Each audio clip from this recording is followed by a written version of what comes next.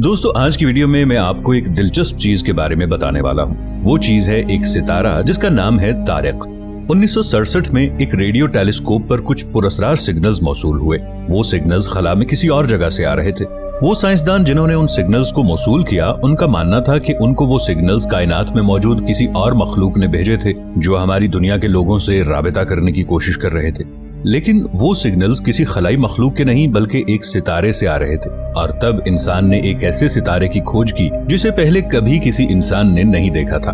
लेकिन ये पहली बार नहीं था कि इस सितारे का जिक्र इंसान ने सुना हो, बल्कि इससे 1400 साल पहले कुरान करीम में इस सितारे का जिक्र आया है। सूरा अत-तारिक की आयत 2 और 3 में जिक्र है, और तुम क्या जानो कि तारिक क्या है, चमकता हुआ सितारा। दोस्तों वीडियो में आगे बढ़ने से पहले पाकिस्तान के इस सबसे बड़े साइंटिफिक चैनल इफ टीवी को सब्सक्राइब कर लें और साथ मौजूद बेल आइकॉन को प्रेस कर लें। दोस्तों कायनात के बारे में हर कोई जानना चाहता है, और जब भी कायनात की वसअत की बात होती है तो सबसे पहले यही सवाल जहन में आता है कि क्या कायनात में कोई और एडवांस मखलूक भी हो सकती है। हजारों साल से इंसान इस सवाल के जवाब को ढूंढ रहा है, लेकिन आज तक इंसानों को इसके बारे में कोई ठोस सबूत नहीं मिले। दोस्तों कायनात जितनी वसी है तो हो सकता है कि किसी दूर दराज कहकशां में कोई और भी मखलूक मौजूद हो, और क्या मालूम कि मुस्तकबिल में इस मखलूक से हमारा राबिता मुमकिन हो जाए।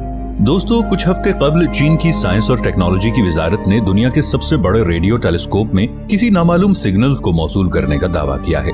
ये खबर साइंस और टेक्नोलॉजी के मैदान में एक बड़ी खबर बन चुकी है, और इस फील्ड में काम करने वाले साइंसदान पर उम्मीद है कि जल्द ही वो इन सिग्नल्स का सही पता लगाकर एक नामालूम मखलूक की खोज कर लेंगे।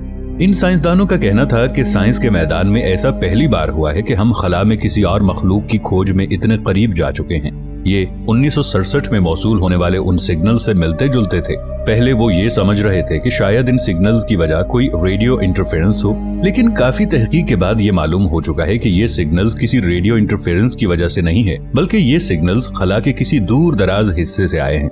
अब हैरानकुन तौर पर इन सिग्नल्स की एक दिलचस्प कहानी कुरान करीम में मौजूद है। चलिए इस बारे में जानने की कोशिश करते हैं। 1967 में एक बहुत बड़ा रेडियो टेलीस्कोप जो 2 साल की मेहनत के बाद तैयार हो चुका था, जिसे एक माहिर तिब्बियात एंटनी हैविश ने बनाया था।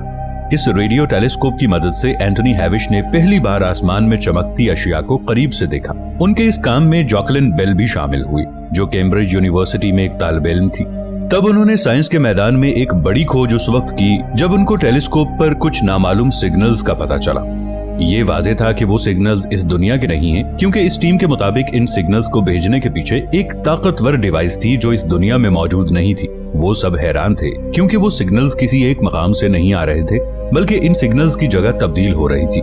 जैकलिन बेल जो इस टेलीस्कोप से मौसूल होने वाले डेटा की जिम्मेदार थी, उसने इन सिग्नल्स के जरिए मालूम किया कि ये एक पुरअसरार चीज है जो हर 1.3 सेकंड के बाद वाइब्रेट होती है, और वो सिग्नल्स इस वाइब्रेशन से मौसूल हो रहे थे।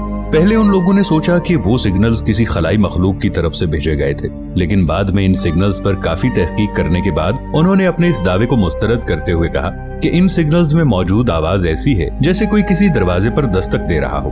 बाद में अपनी तहकीक मुकम्मल करने के बाद वो इस नतीजे पर पहुंचे कि वो सिग्नल्स किसी खलाई मखलूक के नहीं बल्कि एक सितारे से आ रहे थे। अब आप मजीद हैरान हो जाएंगे कि इस बारे में कुरान करीम में एक पूरी सूरा पहले से ही मौजूद है। एंटनी हैविश और जैकलिन बेल ने जिन सिग्नल्स को ढूंढा था वो एक न्यूट्रॉन सितारे से आ रहे थे, जिन सिग्नल्स में एक आवाज थी जैसे कोई दरवाजे पर दस्तक दे रहा हो। ये आवाजें दरअसल इस सितारे के घूमने के दरमियान पैदा होती हैं, जो इंतहाई तेज रफ्तार और कम वक्त में घूमता है। आप सोचेंगे कि हमारी जमीन 24 घंटे में एक बार घूमती है, जबकि ये सितारा 1 सेकंड में कई मरतबा घूमता है। ये हमारी सोच से बालातर है कि हम इस सितारे की रफ्तार को मालूम करें। इस सितारे के 1 चम्मच मादे यानी मैटर के वजन का आप तसव्वुर भी नहीं कर सकते। अगर इस सितारे से 1 चम्मच के बराबर सब्सटेंस इस दुनिया में लाएं, तो इस 1 चम्मच सब्सटेंस का वजन 1 बिलियन यानी 1 अरब टन के बराबर होगा।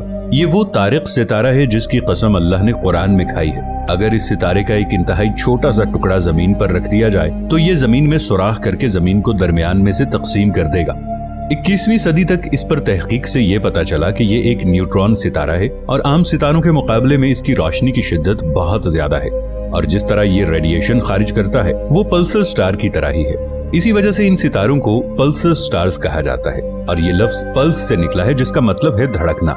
दोस्तों, सूरज की सतह का टेम्परेचर 6000 डिग्री सेंटीग्रेड है और न्यूट्रॉन सितारे की सतह का टेम्परेचर 10 लाख डिग्री सेंटीग्रेड है। ये सितारा सूरज से 1 करोड़ गुना ज्यादा रोशनी और तवानाई खारिज करता है। ये पहले आम सितारे की तरह था, फिर इसने अपने आप को कंप्रेस करके मुख्तलिफ मराहिल में न्यूट्रॉन सितारे की तश्कील तक पहुंचा दिया है। न्यूट्रॉन सितारे के बनने के एक मरहले में ये मुकम्मल लोहे में भी बदलता है और किसी लोहार की तरह इसके पीटने और कंप्रेस होने का अमल जारी रहता है जब तक कि ये मुकम्मल न्यूट्रॉन सितारे में बदल ना जाए। ये अपने एक्सिस पर तकरीबन 1 सेकंड में 175 मरतबा घूमता है और इस दौरान इंतहाई ताकतवर मैग्नेटिक लहरें खारिज करता है। इस सितारे से एक्स रेज और गैमा रेज खारिज होती हैं। ये रेज हर चीज से पार हो जाती हैं, यहाँ तक कि लोहे और कंक्रीट की दीवार भी इसे रोक नहीं सकती। इस खुसूसियत को अंग्रेजी में पियर्सिंग एंड पेनिट्रेटिंग कहते हैं, यानी घुस जाने वाली या आर पार हो जाने वाली। और कुरान की आयत में साकिब का लफ्ज जो इस्तेमाल हुआ है, तो साकिब का अरबी में मतलब है पियर्सिंग। कुरान में मौजूद एक पूरी सूरह तारिक इसी सितारे के मुताल्लिक है। तारिक लफ्ज तर्क से निकला है, जिसका मतलब है मारना या जर्ब लगाना। इस सितारे को 1967 में साइंस ने दरियाफ्त किया, लेकिन कुरान में इसका जिक्र 1400 साल पहले आया है। ये वो सितारा है जिसके बारे में हम सुनते हैं, लेकिन ये सितारा क्या है और ये कितना बड़ा है, ये हमारी सोच से बाहर की बातें हैं। कुरान में अल्लाह ने इस सितारे की कसम खाई जो ऐसे आवाज पैदा करता है जैसे कोई दरवाजे पर दस्तक दे रहा हो। और आज साइंस इस बात को मानने पर मजबूर है कि जिस सितारे का जिक्र कुरान में 1400 साल पहले आया, यानी तारिक सितारा, तो इसकी खोज आज साइंस कर रही है। तो क्या ये काफी नहीं ये मानने के लिए कि कुरान अल्लाह की किताब है? कुरान मजीद में 1000 से ज्यादा आयात साइंस के मुतालिक गुफ्तगू करती हैं। कुरान में मौजूद आयात के मुतालिक हकाइक जदीद साइंस से मुकम्मल मुताबिकत रखते हैं और बिलाशुबा कायनाती दरियाफ्तों में कुरान और साइंस में हम आहंगी फरोग़ इस्लाम का बाइस बनी है। अल्लाह ताला ने कुरान करीम में सूरह बकरा की आयत 164 में फरमाया कि कुरान करीम के नुज़ूल का एक मकसद ये भी है कि लोगों को सोचने और समझने की दावत दे। इसी तरह की सैकड़ों आयात कुरान हकीम में जा बजा बिखरी हुई हैं और लोगों को मखलूकात पर गौर फिक्र करने की दावत देती हैं। दोस्तों, अगर कुरान मजीद में साइंसी उलूम मौजूद हैं, तो दूसरी अक़वाम की निस्बत मुसलमानों में सबसे ज्यादा साइंसदान क्यों नहीं है? ऐसे सवालात नौजवान नस्ल के ज़हनी इंतशार का एक बहुत बड़ा बाइस है कि वो लादीन साइंस में कुरान देखना चाहती है, लेकिन इसका ज़हन इस बात से गाफिल है कि अगरचे साइंस में कुरान नहीं है, लेकिन कुरान में साइंस जरूर मौजूद है। साइंस तो दरअसल इंसानी मुशाहिदात, तजर्बात से हासिल शुदा नताइज का नाम है, जिसका मबहस मादा है। अब सवाल ये पैदा होता है कि मादे का वजूद पहले अमल में आया या साइंस का? जाहिर है कि मादा पहले बना, बाद में इंसान के मुतजस्सिस ज़हन ने मुशाहिदात और तजर्बात की रोशनी में कवानीन अखज़ करके जमा किए और इसे साइंस का नाम दिया। गोया इल्म साइंस एक ऐसा इल्म है जो इंसानी ज़हन की ईजाद है और ये मादे से बहस करता है। जाहिर है कि इंसान मादे का खालिक नहीं, बल्कि इसी का खालिक होने की हैसियत से अल्लाह ताला मादे की तरकीब, माहियत और ख़ास से बखूबी वाकिफ है। इसीलिए अपने आप को अलीम के वस्फी नाम से याद फरमाता है। ये तस्लीम कर लेने के बाद कि मादा पहले वजूद में आया और साइंस बाद में, मादे का खालिक अल्लाह ताला है और इल्म साइंस इंसानी जहन की तख्लीक है। दोस्तों, अगर आप इस वीडियो का पार्ट 2 देखना चाहते हैं तो हमें कमेंट सेक्शन में जरूर बताइएगा। वीडियो अच्छी लगी हो तो इसे लाइक और चैनल को सब्सक्राइब जरूर कीजिएगा। मिलेंगे एक नई वीडियो के साथ, तब तक के लिए ताहिर उबैद चौधरी को दीजिए इजाजत। अल्लाह निगहबान।